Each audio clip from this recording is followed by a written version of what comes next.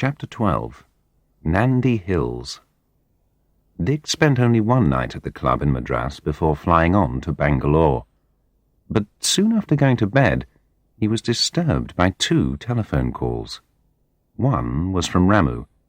He had heard that the Vishwanathans were planning something. He did not know what it was, but it had to do with Dick's inquiries. Dick had obviously touched a raw nerve. Ramu advised him to be very careful. "These guys are dangerous. They will stop at nothing to save themselves. Be very careful, Dick. I will go on looking around and contact you as necessary. You will be at West End or Nagarajan's?" Dick told him to try either. The other call was anonymous. When Dick picked up the phone, a muffled voice simply said, "You'd better get back to the UK where you belong. Remember your death threat? This time we're not playing games. Mind your own business. Or else." He spent an uncomfortable night, tossing and turning in a half-sleep, before the dawn birdsong finally woke him. The West End was, as always, a welcome oasis in the clouds of traffic pollution of Bangalore. Dick made a call to Devanahali. The number did not answer. He decided to hire a car anyway and to leave early the next morning. The driver turned out to be Shockett, the same man who had driven him on the previous occasion. By 7:30 they were again in the thick of the morning traffic, and by 9 they were in Devanahali. Neither Dick nor Shockett had noticed the black ambassador with dark windows which had left the West End just after them and followed them at a safe distance all the way to Devanahali. As Shockett drove the car into the dusty lane, Dick felt butterflies in his stomach. Would Lakshmi be there? What would he say to her? What would her reaction be? Did she have the same feelings for him as he had for her? After all, they had only spoken a few words on the phone.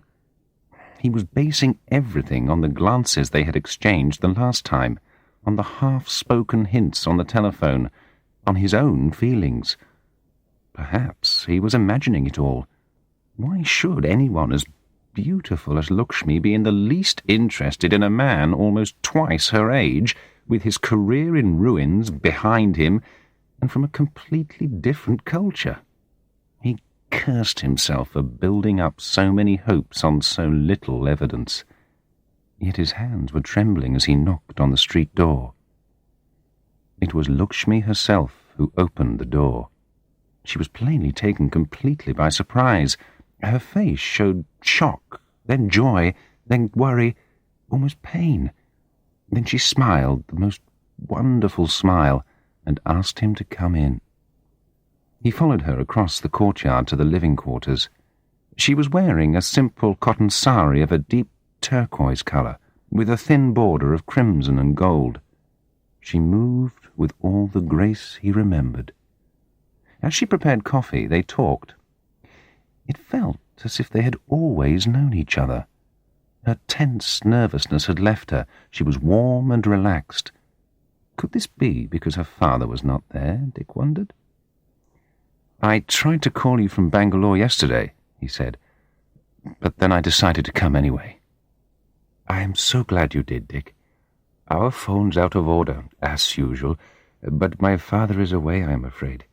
He has gone to the wedding of a nephew in Anantapur, but he is due back this evening. I hope you can stay to see him. I can make you some lunch later. He should be back by nightfall. He will be very upset if he finds out he has missed you." "Of course I'll stay, but I don't want to put you to any trouble. I mean—" "Oh, it's no trouble at all. Quite the opposite." She paused, as if in doubt about what she was going to say. When she spoke, her voice was darker, more serious.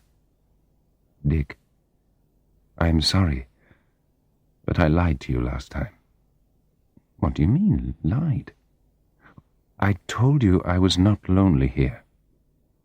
In fact, I'm desperately lonely. It is so isolated here. I have no one I can talk to. really talk to. There is nowhere to go, nothing to do except to take care of my father. And he is becoming more and more difficult. You saw for yourself last time. So, I would be so happy if you would stay until he comes back. I would like to know you better. Will you stay? Oh, of course I'll stay. Maybe I shouldn't say this, but I didn't come here again just to see your father. I have thought of you often since I left. I came to see you, too. Lakshmi looked down. He wondered if he had said too much too soon. But when she looked up, she had a radiant smile of pure joy on her face. She said nothing, but poured his coffee for him. Her eyes did not leave his face for a moment as he drank it. "I know what," said Dick suddenly. "Why don't we go out for the day? I've got the car and the driver. There must be somewhere interesting we could go, and it would make a change for you, wouldn't it?" "That's a lovely idea, Dick. But aren't you tired? I don't mind preparing lunch." "No. Come on, Lakshmi. Let's enjoy ourselves. Where's the nearest place we could go?" "Well, there's Nandi Hills, which isn't far away. It would only take about half an hour or so to get to. It was one of Tipu's forts. Then the British made it into a sort of small hill station for holidays in the hot season. There are some nice walks at the top." "Is there anywhere we can get lunch there?" "I think there are a couple of small places, if you don't mind the Indian food." "Great. Let's settle then. I'll wait while you get ready, and then we'll go." Lakshmi returned 15 minutes later, wearing jeans and a shirt. She had tied her hair up in a bun. She looked younger, more athletic. "I hope you don't mind," she said. "I can't go climbing about up there in a sari." As they drove out of the lane, the black ambassador slid out from behind a parked lorry and followed them. Dick and Lakshmi were both too absorbed in their conversation to notice it, but Shockett frowned as he looked in the rear mirror. He had seen the car behind them in the morning. It seemed odd that it should be behind them again now, but he said nothing. Dick wanted to see some statues he had read about, in a temple not far from Devanahalli, so they stopped on the way to the hills. They parked the car in the small dusty lane leading up to the temple entrance. There were the usual small shops selling garlands of jasmine flowers, coconuts and bananas as offerings to the gods, cigarettes and soft drinks, and a variety of cheap-looking copies of the temple statues. Monkeys were fighting over scraps of food in the shade of a big rain tree below the temple steps. From the outside, the temple was unimpressive. Large granite blocks with very little decoration. But inside, it was fantastic. The heavy stone roof was supported by hundreds of pillars, each one carved in the shape of gods, temple dancers, cows, lions, and other mythical animals. The variety was almost too much, yet somehow it all seemed to fit together. Dick went from pillar to pillar, trying to absorb the wealth of detail in each figure. Lakshmi found him standing absorbed in front of a statue of a temple dancer. The naked figure was caught in mid-movement, gracefully standing on one leg, the other raised to knee height. One arm was held slightly away from the body, the hand hanging loosely down. The other arm was held at shoulder height, the fingers formed into a graceful mudra. The breasts were full and naked, the angle of the hips and thighs voluptuously erotic, yet not in the least vulgar. The face shone with a kind of peaceful delight. Dick thought of Lakshmi's smile earlier. "Now I wonder what you're thinking," Lakshmi said from behind him. He turned with a guilty look on his face, hoping she could not see into his thoughts. "What are you blushing for?" A Brahmin priest appeared and offered to chant prayers for them. He did so, then broke a coconut as an offering. Finally they both took arti, touching their fingers to the burning camphor and taking a spoonful of ganjar water in the palms of their hands before drinking it. As they left the temple, Dick felt that the ceremony they had just performed had tied them still closer together in a way he could not define. They were both silent as they walked back to the car. As the car turned out onto the main road again, the parked black ambassador once again followed. Shockett recognized the car, and he speeded up. The other car speeded up too. The narrow road to the top of Nandi Hills winds up in a series of over 30 tight hairpin bends to a point over 1,500 meters above sea level. The hills are covered by thorn bushes and eucalyptus trees, but there is a lot of bare granite rock exposed to the burning, dry heat. As they negotiated each bend, Shockett had to change down into first gear, and the car shook as it staggered up the next straight slope. With every bend, the view extended until they could see far away across the brown, dusty plateau to other groups of hills in the far distance. Eventually they passed through the narrow gateway into the fort and drove up to the summit. There were a few groups of noisy schoolchildren being looked after by tired-looking teachers, and 2 or 3 families out for the day. Otherwise, there was hardly anyone. There were a few restaurants. Lakshmi decided that the least bad would probably be the one run by the State Tourism Authority. It had the advantage of being perched on the edge of the mountain top, overlooking the precipice. They took their seats at a dirty table next to the window, which gave a magnificent view of the surrounding landscape. Soon after they had ordered from the menu, a group of 3 men came in and sat at a table on the other side of the room. 2 of them were very dark-skinned and looked thin and hungry. They were dressed in lungis and white shirts which had not been washed for a long time. The third one was pale and fat, with a thick black moustache. He was wearing spotlessly clean white trousers and shirt, with the collar turned up and a pair of black and white shoes. He reminded Dick of a famous Tamil film star. He was obviously the leader, and ordered beer and snacks for the group. They were soon in deep conversation. Dick did not like the look of them, nor the way they kept glancing over in his and Lakshmi's direction. He felt sure they were talking about them. But soon Dick and Lakshmi were so deeply absorbed in each other that they forgot all about the men at the other table. They talked mainly about themselves. Dick told her about his forced retirement, about the breakup of his marriage, about his present inquiry, and his hopes of revenge. A shadow passed across her face when he spoke of revenge, but he did not notice it at the time. Lakshmi listened silently. Then she began to tell him about her own marriage, the way she had been advertised in the bride's column of the newspaper, then inspected by the boy's family, how the dowry had been agreed, and how finally she had married Girijan and moved to Udupi to live with his family. The Indian mother-in-law is not always as cruel as so often described, but clearly Lakshmi had been unlucky. She was badly treated and made to work harder than a servant, and Girijan had been a weak man, certainly not able to stand up to his forceful mother. Things had been worse because Lakshmi had had no children.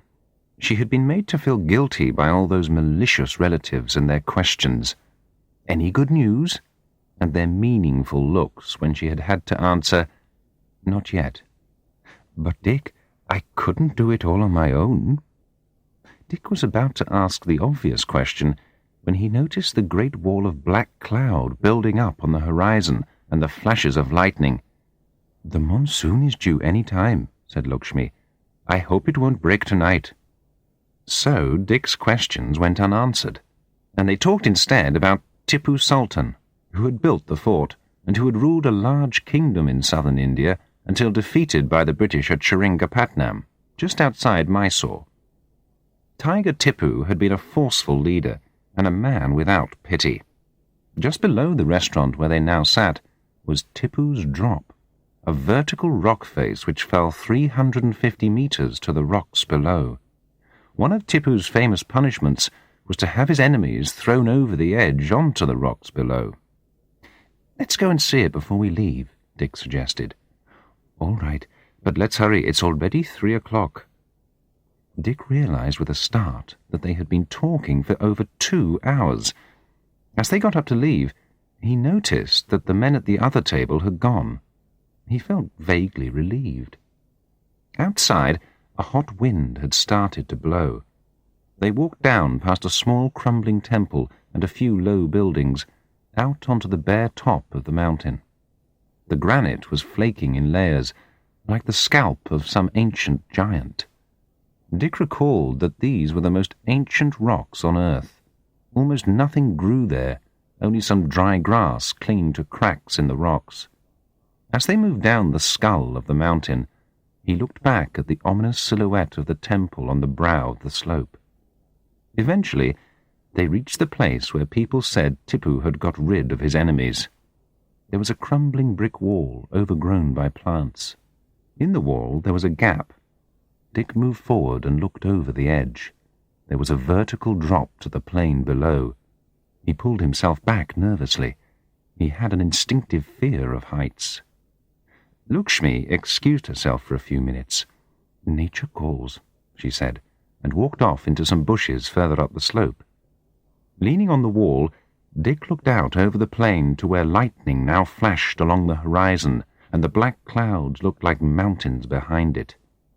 He heard a footstep and turned, assuming it was Lakshmi. As he turned, 2 of the men from the restaurant threw themselves at him. Each one grabbed an arm and began to force him backwards towards the gap in the wall. He could feel the rough bricks digging into his back. The leader, the man with the black and white shoes, stood a few yards back, shouting to them in Tamil. Dick struggled hard and managed to free one arm and push the first man backwards. Then he swung the second man hanging on to his other arm in a wide circle until his head hit the wall with a dull thud. The leader and the first man both ran at him together. The leader had taken out a knife, but he never had time to use it. Lakshmi came racing down the slope, giving out a terrifying scream and, with a classic karate kick to the man's wrist, sent the knife flying high into the air and over the wall. Dick managed to punch the side of the first man's head. Both men now turned away and half ran, half staggered down into the trees. Dick looked round for the second man, but he was gone. Then there was the sound of a car driving off at speed. Dick sat down and leaned his back against the wall. He was shaking, and his face was white from the shock. Lakshmi knelt by him. "Dick, there's blood on your shirt. Let me look." "It's okay, I think. Just a few scratches on my arms, and my back feels sore. I think I must have bruised it on the wall. Nothing serious." "Lakshmi, I think you saved my life just now. But where did you learn to kick like that?" "I was in the karate team when I was at university, Dick. I always knew it would come in useful one day. But we must get away from here. They may try to attack us again. Can you walk all right?" Dick got shakily to his feet, and they made their way back to the car park, taking care to stay in the open. Shockett noticed the blood on Dick's shirt, but he said nothing until they were halfway down the hill. "There was one black ambassador following us always today, sir. It is gone. There were 3 goondas who drove off fast as hell itself. I hope all is well, sir." They kept a careful watch all the way back to Devanahali, but there was no sign of the black ambassador. The goondas had obviously decided they had had enough for one day.